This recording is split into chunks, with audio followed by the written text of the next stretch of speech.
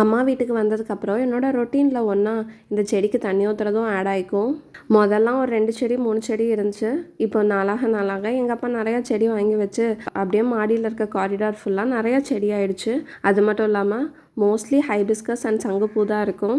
அதில் ஒரு 2-3 செடி வந்திருந்தாலுமே அது போய் பறிக்கிறதே ஒரு தனி வித சந்தோஷமாக தான் இருக்கும். இதுக்கு முன்னாடி ரோஸ் செடியெல்லாம் இருந்திருக்கும், பட் அதெல்லாம் இப்போ பெருசாக வரதில்லை. அது மட்டும் இல்லாமல் எனக்கு இப்போ ஏன்னோ மணி பிளான்ட் வைக்கணும் அப்படிங்கிற மாதிரி ஆசைலாம் வந்துட்டுருக்கு. பட் இதுக்கே நம்ம மெயின்டெனன்ஸ் கிடையாது. எங்கள் வீட்டில் இன்னுமே அந்த பழைய மாடல் டிவி தான் இருக்குது. அது டக்குன்னு ஆன் ஆகாததுனால இன்னொரு குட்டி டிவி இருந்துச்சு. சரி, நான் அதை போட்டு கொஞ்சம் நேரம் ஃப்ரூட்ஸ் சாப்பிட்டே பாட்டு கேட்டுட்டு இருந்தேன்.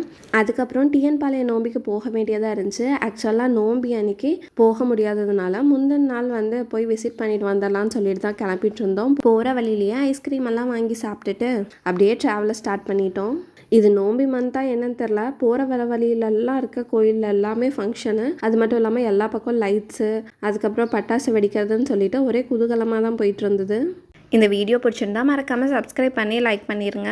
தேங்க்யூ.